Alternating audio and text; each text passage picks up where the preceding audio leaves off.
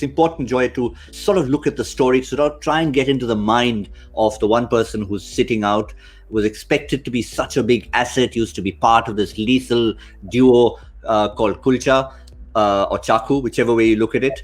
But Joy, 18 ODIs played since the 2019 World Cup. Kuldeep has taken part in 7 of them. More importantly, in 2020 or from Jan 2020 till now, virtually no first-class cricket and not enough cricket to actually be able to sink his teeth into to try and get that arm rolling properly. Absolutely. I mean, I was just looking at it from September. I think he's played about 9 games since 22nd September of 2020, and he's just not got enough games under his belt. He's not been playing Vijay Hazare as well because he's been with the Indian team. So in a funny way, the Indian team is trying to help him out of the slump by keeping him with the boys. But another way, that's denying him, because of this bubble, it's denying him under normal circumstances. Kuldeep would have gone back and played those games under normal circumstances.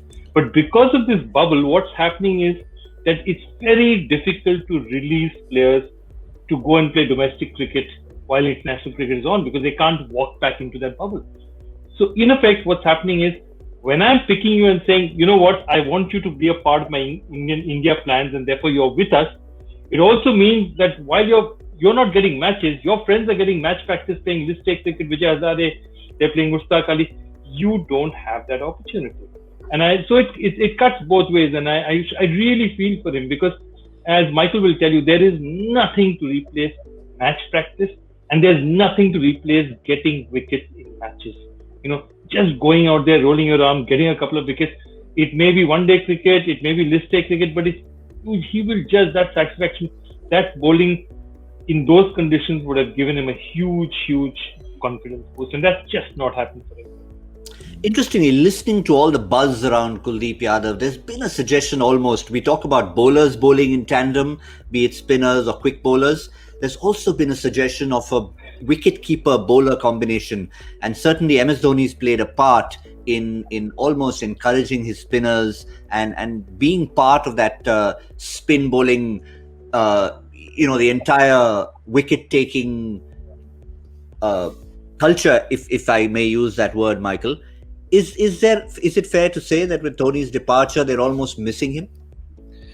Yeah, I mean, you could argue that. I mean, you know, you look at Kuldeep Yadav, to have only bowled 115 overs in a year and a year and a half. It's just not enough for a young spin bowler to get the rhythm to make a few changes.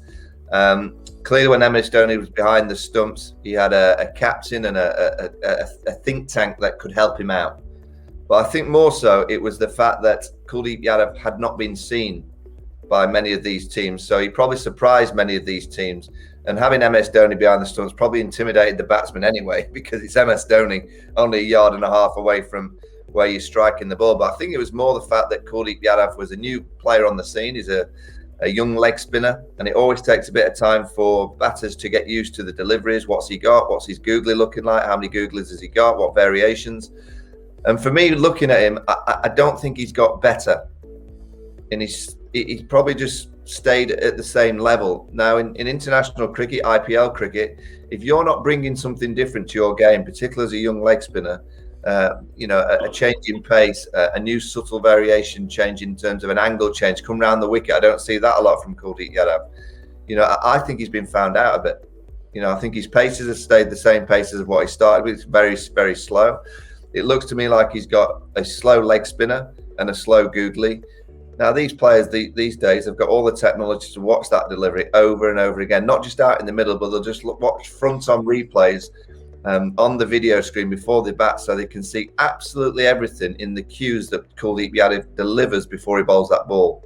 So I think, I mean, not every batsman will pick every delivery, but I think a lot of the England players in particular are picking Kuldeep Yadav.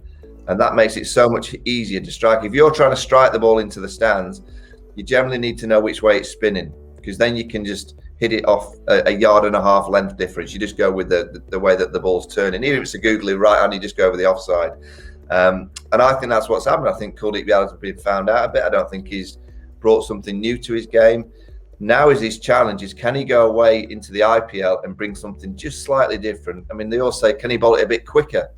I think he will have to bring that quicker delivery on a more consistent basis, because if he keeps floating him up there, well, he's just going to get hit out the attack. So it's now that crossroad. You get a crossroad in your career when you get that opportunity to kind of turn right, turn left, go straight on. He's got that moment now. How's he going to be able to go in all directions by changing just a little bit of his game? Michael Vaughan has brought up the technical side of it, be it how he should bowl and whatever might happen behind the stumps, Joy. But the other aspect of any player, whether at the crossroads or not, is the mental aspect. He is a confidence bowler, we know that. You've seen him since 2014. He's only played 14 out of 28 games in the last 2 seasons of the IPL. How do you address that mind of Kuldeep Yadav? I genuinely, I think that is also an essential problem. See, even if he has to learn a new delivery, he has to see what's happening with him right now is that, yes, Dhoni was important to him, but he's also holding on to the memory of Dhoni because that's the memory of old times and good times, and you tend to do that and said, that's what's changed, so that's what's causing the problem. And quite often it's not that, but it's just, you'd like to think that that's what's changed about what's happened. Kuldeep was always a very confident young man, even when he was not playing. And before he came, he spent a year bowling in the Mumbai Indians nets. That's in 2013. He was not part of the Mumbai Indian squads, but he bowled hour after hour in the nets. And when you're bowling the Mumbai Indian nets, you're bowling to class batsmen all the time. And he was not scared. And I think now he's just looking at himself and he's doubting himself. And I think it's interesting because just before the World Cup, the IPL was held just before the World Cup, if you remember, in 2019. And what happened was that Rohit Sharma, whenever there was a Mumbai Indians versus KKR match, Rohit Sharma would go up to him after the match and sort of put his arm around him and says, hope everything's okay, this is good. He was almost sort of saying that this guy's a vital part of the World Cup. I don't want him to lose his confidence. But B, that's Rohit also acknowledging that Kuldeep needs that kind of encouragement. Now I just hope he's getting it.